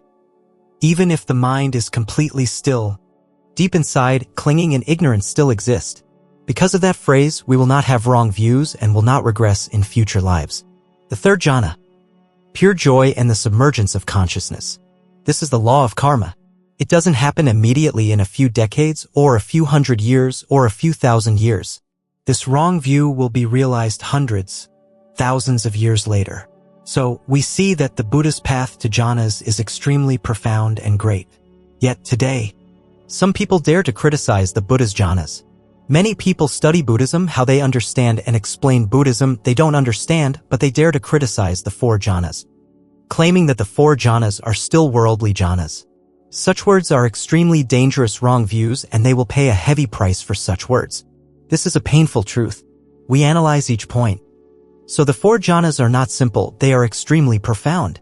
Many people have never attained them, have never meditated for a few days, have never attained mindfulness and clear comprehension, have never overcome the five hindrances, yet they dare to say that the four jhanas are worldly jhanas. Such words are very wrong. These people today are very common. Now, let's talk about the third jhana. The original text is, the bhikkhu, with the fading of rapture, remains equanimous, mindful and clearly comprehending, and experiences pleasure with the body, enters and abides in the third jhana, of which the noble ones declare, dwelling in equanimity and mindfulness, he has a pleasant abiding. These words are in Sanskrit, so we don't understand them. Let's analyze them together. In the second jhana, we saw two words together, rapture and pleasure, right? Rapture means joy, pleasure means happiness. Remember that. When we go to a wedding and see the word high joy, it means congratulatory joy. So, when one attains the first jhana in that joy, there is also a sense of congratulation. That congratulation is active, isn't it? Joy is agitated. But when one attains the third jhana, the fading of rapture remains equanimous. It means that the congratulatory joy ceases. When the rapture ceases, there is only a pure joy without any agitated congratulation. Remember the phrase mindful and clearly comprehending? What is mindful? What is mindful? In ancient times, because there were not many words, the Buddha used fewer words. We should understand it like this. Mindful means abandoning the superficial part of consciousness to enter the deeper part of the unconscious, to enter the world of the unconscious. Our mind has two parts, one is consciousness, and the other is the unconscious. Consciousness is the part of the mind that we can observe directly. For example, when we laugh, we are happy, we are sad. When we think about past events, do we know it? Do we know it? Yes, we know it. We know what we are thinking. We know what makes us happy. We know whom we love or hate. Do we know it or not? Yes. That part of the mind that we know is the conscious part. But deep inside, secretly, there are many parts of the mind, hundreds or thousands of times more than the part we can see. They are called the unconscious. Some call it the subconscious. Let's call it the unconscious. And this unconscious corresponds to a part in medicine called the autonomic nervous system. For example, to understand what consciousness and the unconscious are like, we want to walk, so we walk, don't we? Do we consciously think, I want to walk? Then we control our body to stand up, control our legs to step. Even though this control is highly refined and practiced, it seems automatic, but we still control it. When we want to pick up a glass of water, we have to control our hand to pick up the glass of water. But in our body, there are some movements that are automatic. We don't control them, yet they still happen. For example, our heart. We don't control it, but it still beats. The part of the nervous system that controls the heart to beat automatically is the autonomic nervous system. That autonomic nervous system is a part of the unconscious. Or, for example, our intestines automatically digest food. After we eat, we don't feel or know anything, do we? So, it automatically contracts. But if the intestines were to contract and we had to consciously control them to digest food and then we forgot, they would stop immediately. They wouldn't digest. But fortunately, heaven gave us what?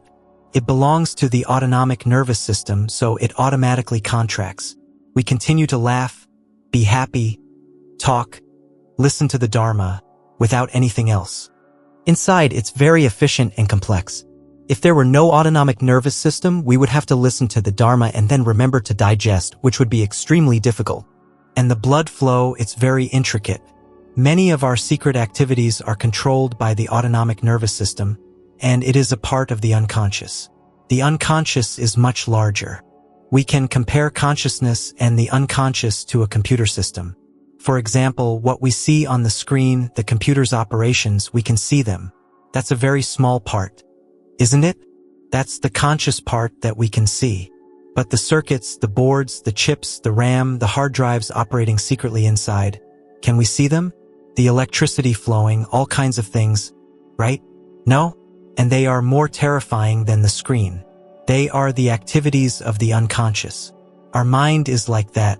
So, the person who attains the second jhana still observes the screen. But the person who attains the third jhana can look into the deep, subtle, inner workings of the electrical circuits, seeing every single 0 and 1, every single component, how software interacts with hardware, how electricity flows everywhere. That is, they can see how their unconscious operates. And that is what abandons the superficial and enters the deeper part of the unconscious, sees all the secret activities in the unconscious. So, you see how terrifying the jhanas of concentration are. Therefore, we try to explain it one more time completely.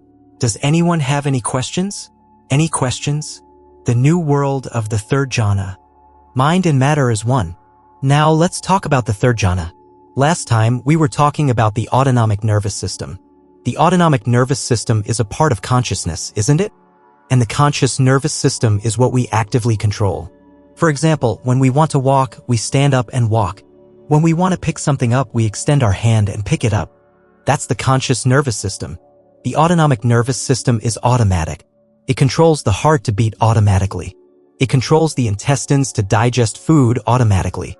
Countless automatic things that we don't control. So even if you want your heart to stop, it won't. It's bound by the instinct of survival to live. But sometimes our heart is affected. It beats faster, we feel anxious, afraid, or emotional. Or someone says something and it reminds us of something. So our heart reacts. But now it's different. At this point, the practitioner sees that this world is entirely mind, no longer body. This is a very unique feeling. It's a feeling that changes one's perspective on life. At the level of the first jhana, They abandon the material world. But in the third jhana, they are completely immersed in the world of the mind. When they reach the third jhana, there is no longer a distinction between matter and mind, both are one. That is, matter is also mind. This is a very strange thing. It changes everything about one's perspective on life. Before, when one hadn't attained the third jhana, one might see gold, silver, houses, money, then suddenly, when they reach the third jhana, all of that disappears. Because matter is also mind. For example, when you see a flower, is a flower matter? A person who has attained the third jhana sees it as just an illusion of the mind, no longer a material object. So, this feeling, we cannot describe it. This is a secret, but it is also the transcendence of the noble ones. Living in such liberation, and it also forms the power of the noble ones. Matter is also mind, so their mind can control it. This is why even today, science cannot explain the phenomena that occur worldwide with secret research on extraordinary human abilities, also known as psychic abilities. From a distance, they can control matter. This is because they don't know the connection between mind and matter. They don't know how mind and matter are connected. But when they reach the third jhana, all of that is answered. Those who attain it see that a stone is also emptiness, and emptiness is also mind. And mind and emptiness are interconnected. So, they only need to wish for a stone to move somewhere else, and it moves. Before it, they were walking on the ground. But when they reach the third jhana, everything is resolved. And when they enter the third jhana, besides the supernatural powers and transcendence, they also discover countless wrong views of human beings. They, too, were once stuck in the third jhana. Why? For example, when a person practices and wants to become a noble one, and their mind becomes tranquil, they attain something close to the first or second jhana. Then light appears, covering them. In that light, Buddhas appear and speak to them. Then they guide them to attain the path and so on. They think these illusions are real. Those who attain the first or second jhana truly believe them. But if someone enters the third jhana, they discover that all those illusions arise from the unconscious. Because before, they couldn't enter the unconscious, so they didn't know the culprit. They didn't realize that such profound and subtle illusions were actually created by the unconscious, deceiving them, deceiving their consciousness. And so, that person becomes arrogant and boasts, and their spiritual life collapses. They may even fall. But a person who attains the third jhana discovers the evil and dangerous tricks of the unconscious that have deceived so many people. Overcoming deception and the purity of the unconscious. And why are some people deceived by the unconscious while others are not? It's simply because the initial intention was right or wrong. For example, when we first start practicing, if our mind is kind, sincere, altruistic, without ambition, only with the ideal of liberating ourselves, not with the dream of becoming famous or being revered and honored by others, but purely out of love for people and reverence for the Buddha, striving to practice for the benefit of all beings. With such a fundamental intention, we will not be caught by the evil tricks of the unconscious. But if a person's initial intention is not wholesome, meaning that from the very beginning of their practice, they harbor a secret ambition, wanting to become high, to attain the path, to become a noble one, and for everyone to bow to them, then that initial secret ambition leads the nerves deep into the unconscious. When they attain a somewhat advanced level, the unconscious immediately creates countless tricks and illusions to deceive them, and they fall into arrogance, leading to the collapse of their entire spiritual life. They may even go astray. So, the unconscious is a dangerous abyss, a place where extraordinary powers can arise, which can help us gain sublime abilities, but it is also a place that creates all the misfortunes in our lives. But if someone practices and enters the unconscious, they will overcome all those things and will no longer be deceived. When the mind has the desire to create something wrong, the practitioner sees it clearly. They see the culprit brewing, creating. They immediately overcome and abandon it. But a person who attains the first or second jhana cannot yet see into the unconscious. So, when it stirs and creates illusions that appear on the screen of consciousness, they don't know the culprit. So, they just think it's an external phenomenon. But they don't realize that it's an illusion created by the unconscious. But a person who enters the unconscious sees the culprit. So, whatever the unconscious does, they immediately stop it. Therefore, the world of the unconscious is truly astonishing. The characteristic of those who abide in the tranquility of the third jhana In the unconscious is that their senses cease to operate. The eyes of that person, when they enter concentration, they don't see. Or they are doing something now, but when they enter concentration, they stop hearing completely. Why? Because each of our senses has a neural center to chew trach neem. For example, the eyes have the visual center, the ears have the auditory center, and then there are centers for taste, smell, and so on. So, when a person enters concentration and reaches the unconscious of the third jhana, those centers no longer function. Therefore, this person sits still. Eyes don't see, ears don't hear, they don't understand, and nothing external can disturb them. But only this, when people hear this, they think the third jhana is like being a stone. No, it's different. The neural centers no longer work. Eyes don't see, ears don't hear, but with their direct mind, they can see all 3,000 worlds if they wish. If they choose to abide in tranquility, they do so. But if they activate their mind, they know things from other planets. Or they know things from Earth. For example, they know stories from Europe. It's normal, a small matter. It's terrifying like that. So, we see that the path of the jhanas in Buddhism is immense.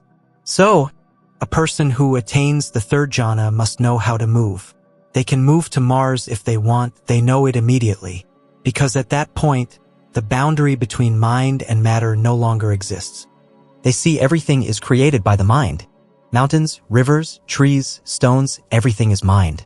This is a completely new perspective that changes everything. The Buddha's analogy for the third jhana, the lotus in water. However, in the sutras, the Buddha's descriptions of the third jhana are extremely humble, making many readers feel that there is nothing special about it. If a person does not actually practice or deeply contemplate, they will not see anything special. The Buddha describes the first, second, third, and fourth jhanas in a way that seems like nothing extraordinary is happening. The Buddha says that the third jhana is like a lotus flower submerged in water. When it first sprouts from the mud, it remains in the water. When it just emerges above the water, it is completely permeated by water from the tip to the root. And the happiness of a person who attains the third jhana is also like that. That happiness, that purity, is tranquil and it permeates the entire body just like a lotus flower submerged in water, not yet emerging above the water. We hear this, but we don't understand the immense and terrifying greatness of the third jhana. A person who can control all karma like that. The third jhana can do it, but the Buddha only uses a very humble phrase. Like a lotus flower in water, completely permeated by water from root to tip. We hear this sentence and don't understand the immense greatness of the third jhana. The happiness of the third jhana is that a person can control all karma.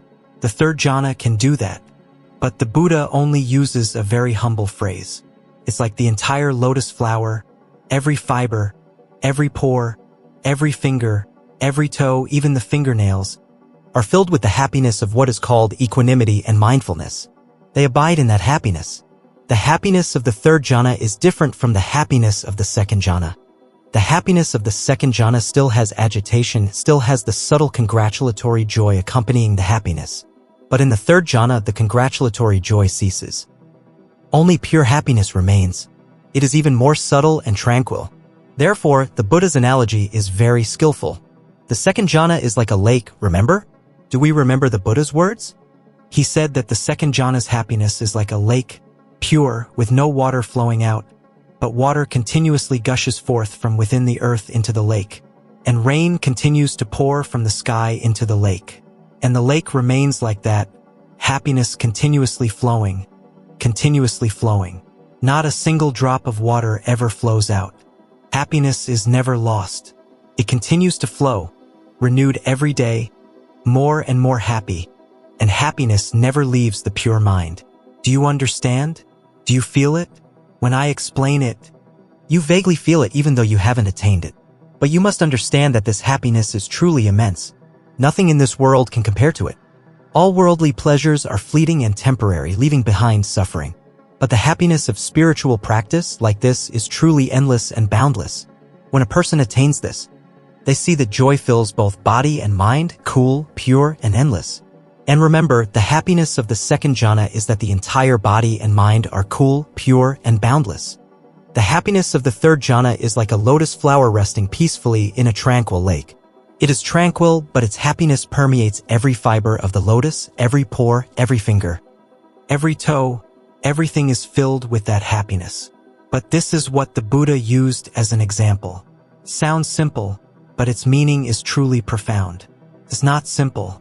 Beyond ordinary perception, the fourth jhana and the nature of reality. A person who attains the third jhana can die at any time they wish. They can even commit suicide through concentration. In the third jhana, they calmly await death. The person who attains the second jhana knows their death date in advance. They sit there knowing that next week they will die. They inform their family that next week they will pass away. When the day and time arrive, they sit in concentration and then death gradually comes. The body automatically ceases to live, as they no longer wish to hold onto it. In the second jhana, they use concentration to prolong their life, but they don't want to. So they wait and death gradually comes. Suddenly, their life forces gradually diminish, and then they abandon the body. Their consciousness, the person who has just left the body, goes to heaven. They wait for death there. But the person who attains the third jhana doesn't need to wait for death. They can die when they want, and they can live when they want. For example, they want to die standing. They enter concentration and die standing immediately. We hear many stories of Zen masters. When a master wanted to die, he would ask, "Do you want to come with me?" Those who understood his words. Disciples who were almost as enlightened as the master understood his intention. So when he stood up, he said, "Let's go." Those who were not ready said, "No, I can't go yet."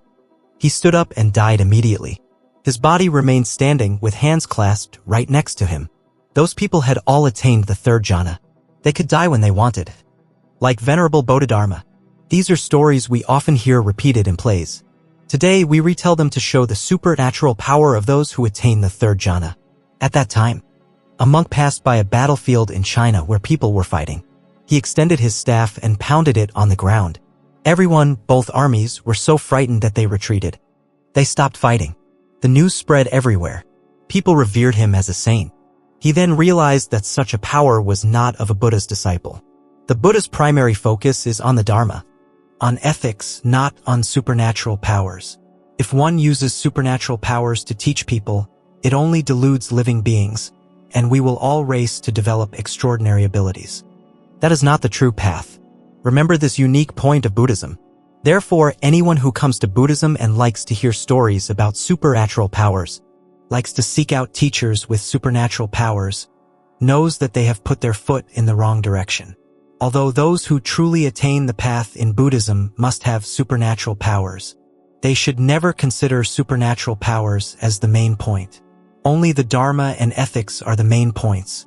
However, some people who are not Buddhists, especially those who follow esoteric Buddhism, often boast and praise the extraordinary powers of supernatural abilities. Most of them are easily deluded and fall into wrong views. Therefore, we should only focus on the Dharma and ethics. When the rumors spread too widely, people no longer respected the monk. He realized that his action had harmed Buddhism because from then on, people would seek supernatural powers from Buddhism instead of seeking enlightenment. The monk then left. He said that even when he died, he would not abandon his staff. He asked his disciples, "Do you see me sitting or lying down?" One disciple said, "Yes, I see you." "Do you see me standing up?" "Yes." "Do you see me doing a headstand?" "No, I haven't heard that yet." He did a handstand, wearing his robe, and it didn't fall off. If he did a handstand, his robe would fall down and cover his face. But he used his supernatural power to make his robe stay in place. It looked very beautiful and unusual, and no one could imitate it. He died, but he did not abandon his staff. This is a story about how he died without abandoning his staff. This monk said, "My sister is in the mountains." Then he said, "You are wrong." That is, he used his supernatural power to die, breaking the rules. He then passed away, and his body remained intact for hundreds of years. Those who attain the third jhana die like that. They are not forced. They don't have to wait for anyone. After 10 years, when you open the coffin, you still see him sitting there perfectly intact. Because the supernatural power of the third jhana is terrifyingly strong. They don't need any special rituals. The legacy of realized masters and the journey beyond the third jhana. Therefore, we have the venerable monks Vu Kok Min and Vu Kok Truong, whose mummified bodies are preserved in pagodas. These monks also attained the third jhana. But according to the story, when Venerable Vukakmin was about to pass away, he said, "Follow me into seclusion. Don't eat or drink for 1 month. If you smell any odor, then bury me. If not, then just leave me as I am." He entered seclusion and passed away. His body did not decay. He didn't ask his disciples if they smelled anything. He just said, "If you smell it, then bury me. If not, then my concentration can preserve my body, so just leave it." And indeed, he preserved his body through concentration. This gives us the physical bodies of 2 Zen masters, which is also a joy for Vietnamese Buddhism. When a person who has attained the 3rd jhana passes away like that, they are reborn in very high heavens. In heaven, there are many realms. Some heavens have simple lives as the Buddha described. In those heavens, there isn't much material wealth. Life is simple, with simple houses. But then, as one ascends to higher heavens, they become more beautiful. For example, the heaven of the 33 gods, Trayastrimsa, or the Brahma heaven are beautiful. And the celestial beings there can manifest anything they wish. But the heavens of those who have attained the 3rd jhana are usually not as extravagant as the lower heavens. But they have a certain ethereal beauty that is not due to material possessions. The lower heavens have castles and palaces made of gold and gems. And gold and gems are just common decorations there. Down here, we fight over gold. But up there, gold and gems are just normal decorations along the paths, in the palaces and temples. When a person dies and is reborn in heaven, they look down at the earthly realm and see people deceiving each other for gold, and they laugh. It's like we see someone eating meat, and then they throw a bone and 2 dogs fight over the bone. We laugh thinking it's meaningless, but to the 2 dogs, that bone is very precious, and they fight over it. In heaven, when they look down at us, it's the same. We live deceiving each other, seeking money. But up there, those things are just common. Those who live in this world and do not crave material possessions, who value spirituality, who value the Dharma, who care about loving and helping people, helping others practice the Dharma. Such people are planting the seeds for heaven every day. They are planting the seeds for heaven. But if we are too attached to material things, struggling for every penny, every profit, then we are planting the seeds for worldly existence, for human existence. So, you see, we haven't even talked about liberation or non-liberation, but just about the simple difference between human and heavenly realms. The 4th jhana, beyond all sensations and the beginning of liberation. We see that the person who attains the 3rd jhana, if they are not guided by a true teacher, will mistakenly believe they have attained perfect enlightenment, thinking they are a Buddha. This is a fatal flaw. Therefore, it is also a misfortune for those who are not born in the time of the Buddha. That's why in the Dharma it's difficult. There is much suffering, much misfortune for living beings. Because they are born in a time without a Buddha. Because there is no realized teacher, we just grope along, not knowing how far we have reached, whether this is good, whether we are done, or if we still need to go further. This brings misfortune. When someone has the merit to attain the 3rd jhana, but if they don't have a higher, enlightened teacher, they will immediately think they are perfect. Then, a secret arrogance will arise and persist in their mind. So, the secret arrogance will continue to exist. Therefore, it's difficult to advise such a person, because they are too profound. When we tell them you have only just attained it, it's not perfection, they might think, oh, they are just testing me.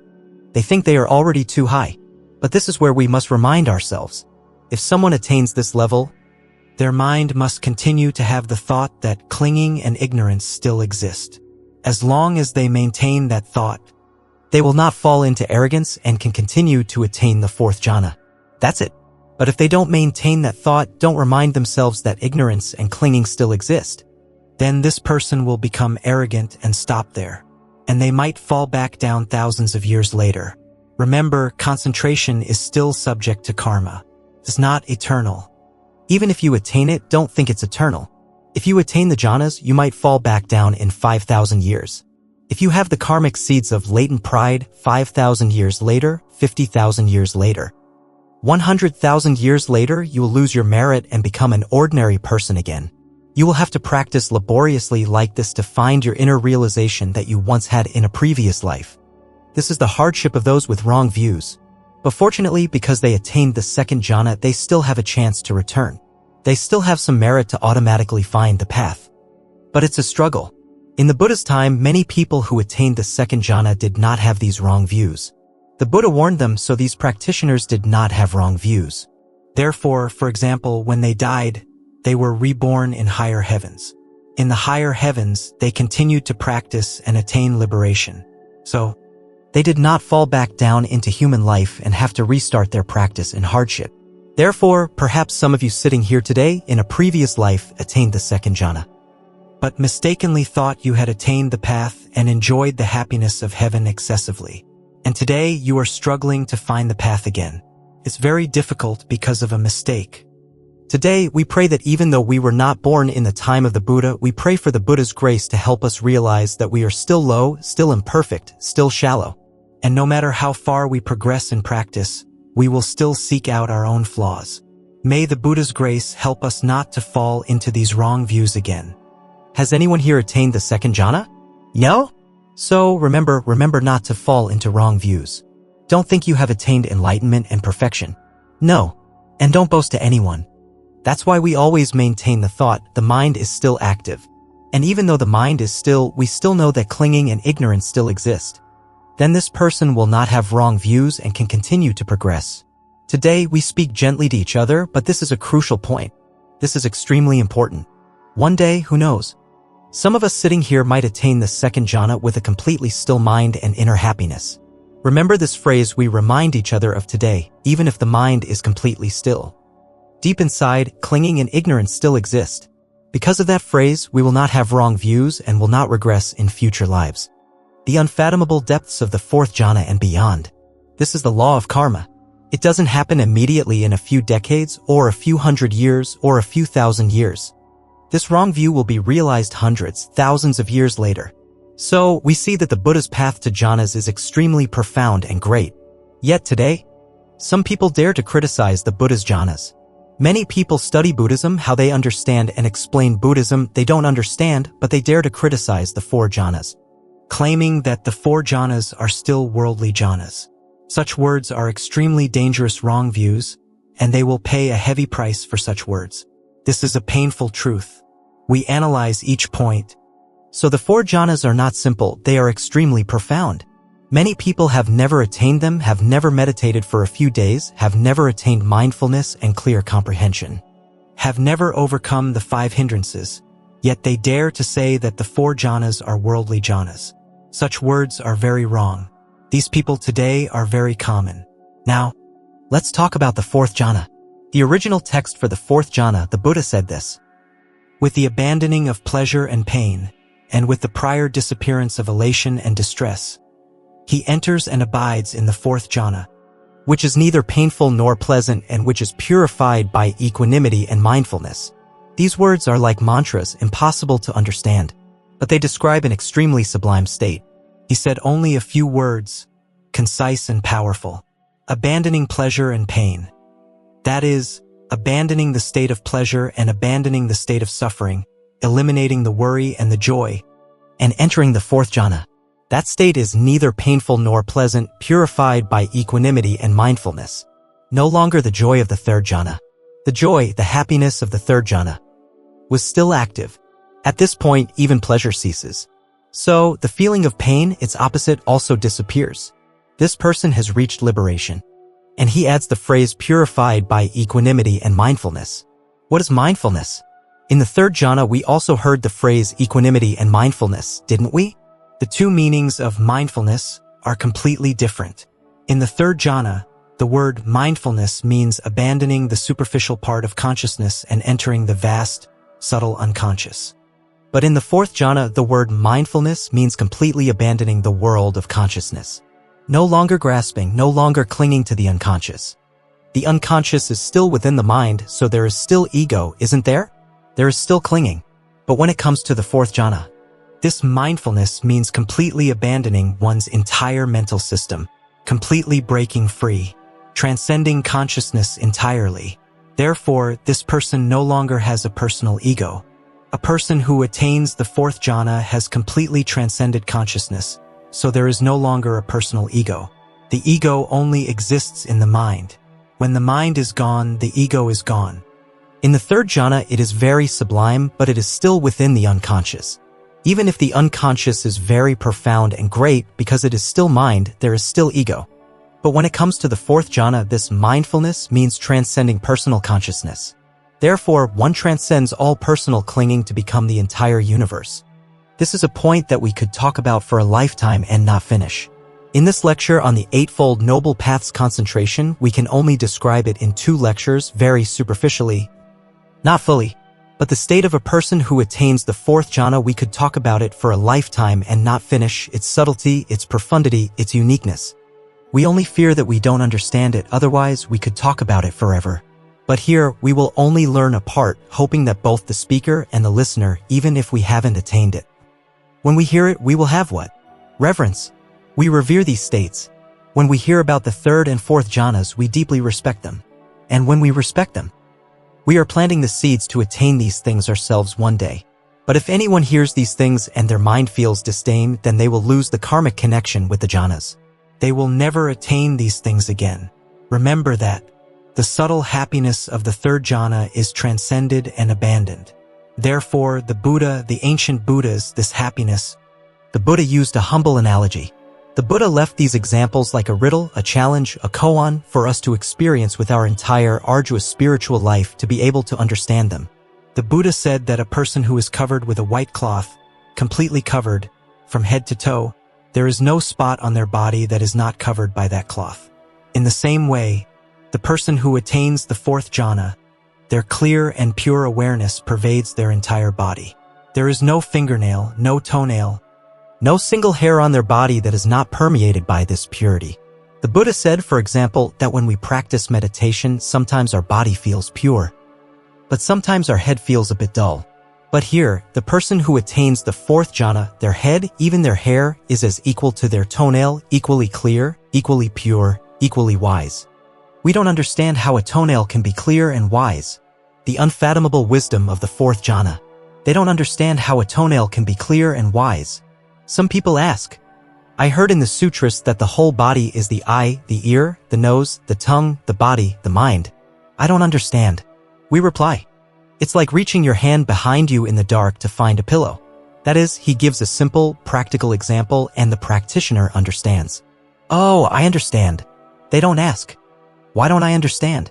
They say, oh, I understand now. So, the whole body is the eye, the ear? At that point, normally when we want to find something, we have to rely on our eyes.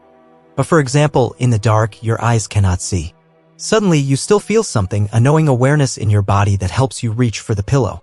It's not just the eyes that see to know. Here, even if you don't see, you still feel a knowing awareness pervading your entire body that helps you reach for objects around you. Right? Right? The Buddha closed his eyes, and the lamp was extinguished. So, the whole body became enlightened. So, the fourth jhana, the Buddha said, is even more sublime to the point where every fingernail, every toenail, possesses the same wisdom as the brain. For example, the mind of a noble one who attains the fourth jhana knows all, understands all. Therefore, the Buddha said that their toenail, even its tip, understands and knows all. This is a wisdom that pervades all. This is something we can only feel in the sutras. When we attain it, we will fully understand. When we hear this, we see that the Buddha's analogy for the fourth jhana, like a person sitting covered in a white cloth, seems simple. But the Buddha knew how to be humble when speaking of his own attainment. He was afraid people would misunderstand. But we must understand this. Jhanas are the source of all extraordinary powers. So, the state is not simple. A person who has completely transcended their consciousness to become the boundless universe is not simple. Actually, when a person attains the fourth jhana, they have not yet expanded their mind to pervade the entire universe. Later, when we hear about the formless attainments, arupa jhanas, or the attainment of cessation, then we will see. At this point, we are just speaking theoretically to show the greatness of the fourth jhana. A person who attains the fourth jhana has transcended all mental states, but they have not yet expanded their mind to pervade the boundless universe. It is just an extreme purity, so extreme that we cannot explain it. We can only use analogies like this. A Zen master said this, and everyone knows it. A drop of water falls into a large lake. They don't know that an entire ocean can be condensed into a drop, and not a single drop is lost. This is a very profound saying that describes this state. Or in the Avatamsaka Sutra, Flower Garland Sutra, it says, "A single hair tip contains the entire trichiliocosm, 1,000,000,000-fold world." At this point, we hear this and don't understand. What is a small thing that contains the entire universe? This is a truth that goes beyond our imagination, beyond language, beyond ordinary concepts that science still knows. And we still hope that one day science will discover it. Then science will also become Buddhism, and Buddhism will also become a science common to humanity. At that point, humanity will enter a new civilization, more glorious, more brilliant, more virtuous, more sacred. At that point, science will also be Buddhism. But we know that day is still far away. The science of emptiness and the path to true knowledge. We know that scientists are always trying to understand the principle of flying saucers. Do you understand how they fly? They seem to move with the flow, not like us, where we have to use fans to lift off or push air backward to move forward. But a flying saucer moves instantly. The principle of flying saucers is like breaking the law of gravity. When science discovers the true nature of matter, it will understand the true nature of gravity and then be able to overcome gravity to create flying saucers, similar to extraterrestrial beings. The civilization of extraterrestrial beings is very advanced. They have reached a high level of understanding of the Dharma of the true nature of gravity, which is due to understanding the true nature of matter. And understanding the true nature of matter means understanding the mystery of the universe, the true nature of the universe. So, attaining the fourth jhana means reaching this point, transcending consciousness, and thus understanding the universe. The Buddha speaks of the universe very lightly. But because attaining the jhanas involves extraordinary spiritual powers, for example, one can recall their countless past lives. Recalling their countless past lives means that they can remember every single life, who their parents were in that life, what their name was, what kind of karma they created, and so on. We will wonder about one thing. What was the very beginning? What was the very beginning of every sentient being? What was the very beginning of every sentient being that has led us to suffer so much today, to be lost, to miss each other? Is that what we wonder about? This is the ultimate mystery. Only the Buddha knows it. Only the arahants know it. But they cannot speak of it either. They know, but they cannot speak of it. Why? Because there is no language to describe it. So, when we hear this, we think, oh, if you talk like that, it's like you don't know, isn't it? You say it seems like you don't know, but you just pretend not to speak. If you say you know and can speak of it, then the Buddha said, if I were to explain it to you, you would die before you understood it. Do you understand? It's like arguing endlessly about the origin of transmigration. It is also a very secret and ultimate truth in the Dharma. It includes both inevitability and randomness. Inevitability and randomness are based on karma. We are born according to karma, and we must experience the results of our actions.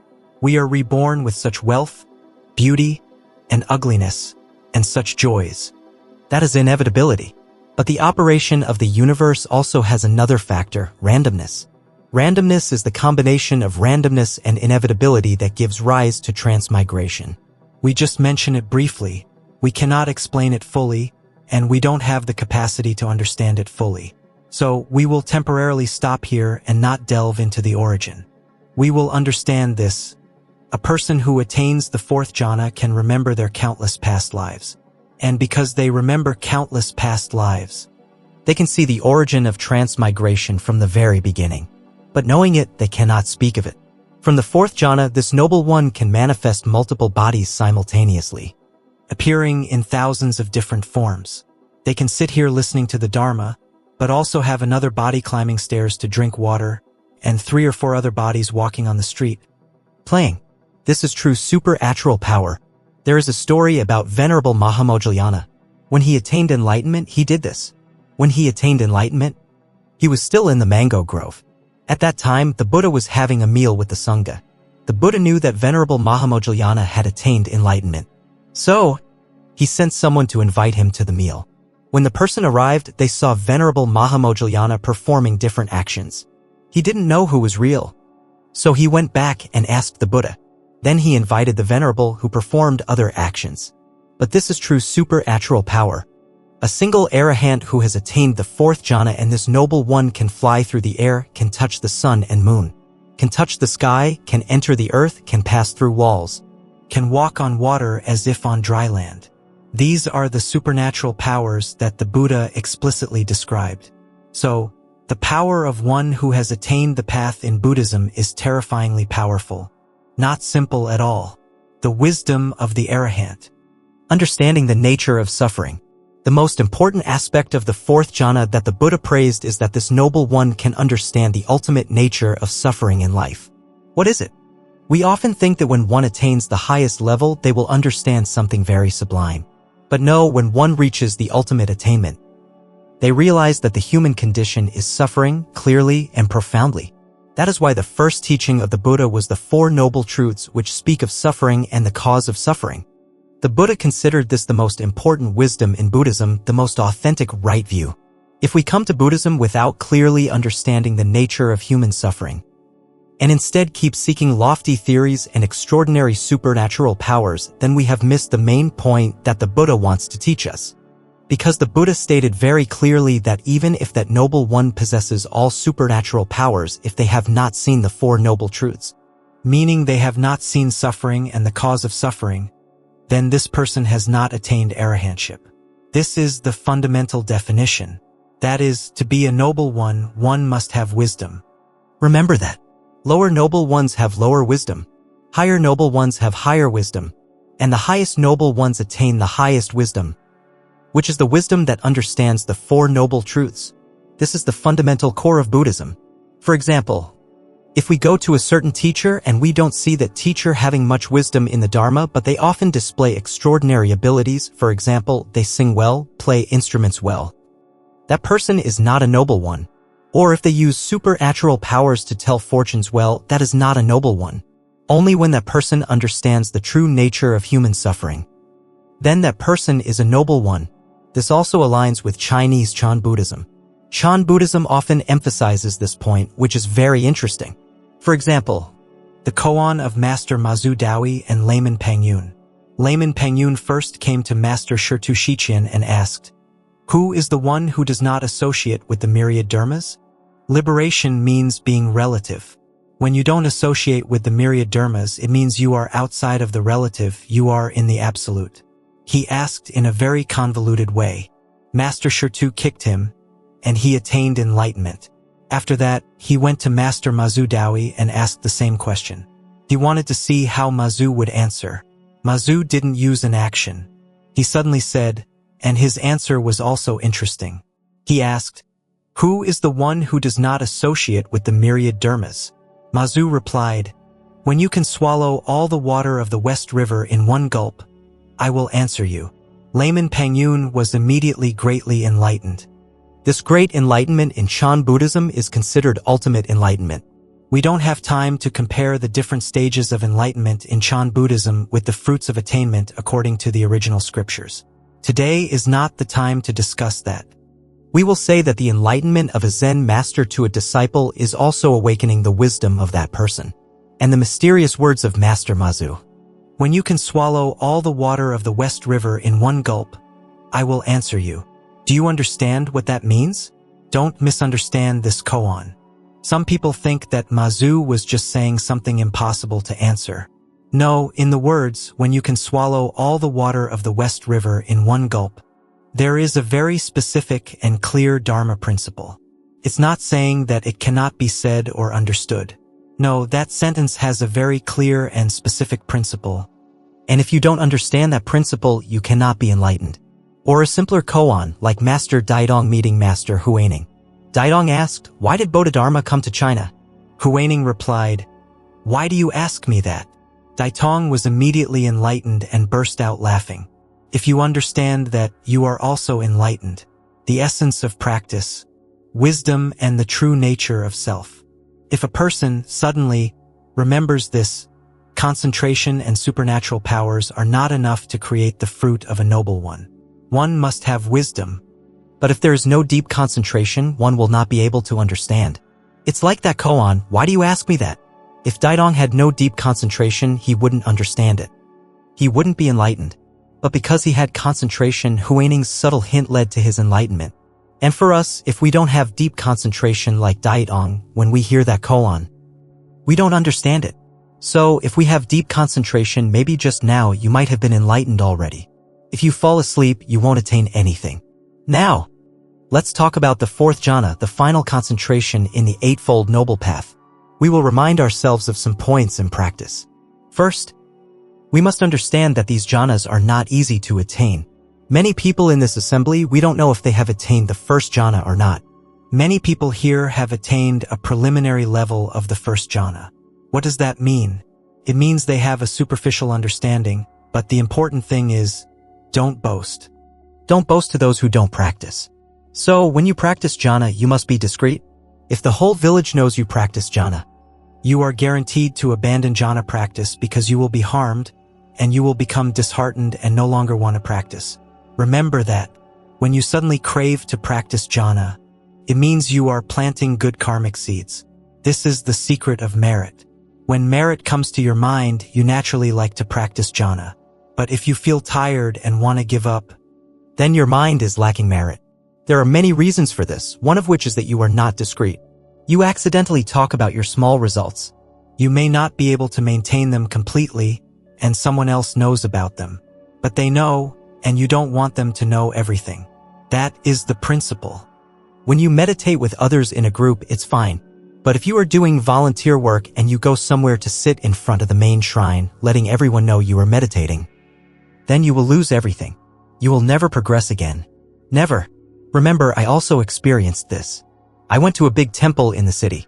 When the lay people were walking around, I went to the main shrine. I saw a monk meditating in front of the main shrine. I also like to meditate, so I went behind him and sat down to meditate. Now I feel embarrassed. I was so arrogant.